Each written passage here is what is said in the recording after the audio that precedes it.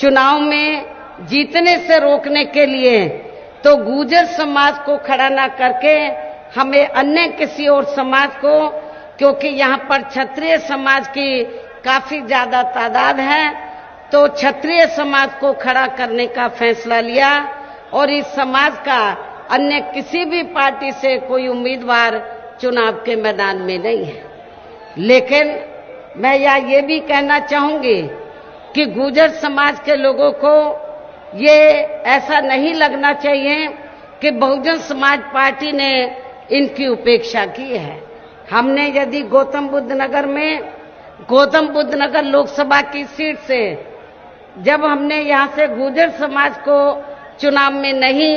खड़ा किया है, तो हमने गुर्जर समाज के व्यक्ति को इस सीट के स्थान पर, आपके नजदीकी बागपत लोकसभा की सीट है, तो बागपत लोकसभा की सीट से हमने गुर्जर समाज को टिकट दिया है।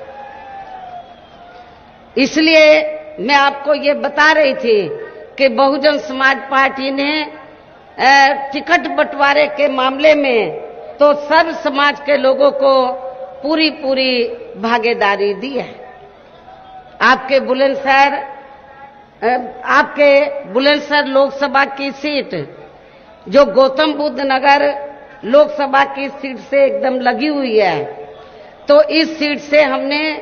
अपनी पार्टी के सिटिंग एमपी श्री गिरीश चंद्र जाटव को चुनाव के मैदान में उतारा है, जो लंबे अरसे से बहुजन समाज पार्टी की सेवा में लगे रहे हैं। मुरादाबाद मंडल में इन्होंने उधर काफी काम किया है बहुजन समाज को बीएसपी में जोड़ने के लिए, लेकिन यहाँ के लोगों की दिली तमन्ना थी, बुलंदशहर लोकसभा के क्षेत्र के लोगों की दिली तमन्ना थी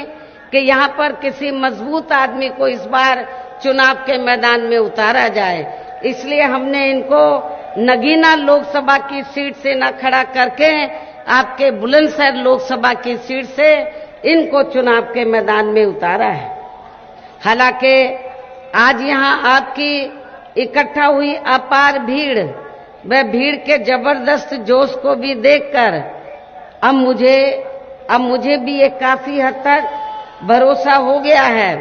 कि पिछली बार की तरह इस बार भी आप लोग अपने प्रदेश से यहाँ लोकसभा के आम चुनाव में अपनी पार्टी का बेहतर रिजल्ट जरूर लाएंगे। इसके लिए अब मैं आप लोगों का ध्यान कुछ जरूरी बातों की तरफ दिलाना चाहती हूँ और इस संबंध में विशेषकर मैं कांग्रेस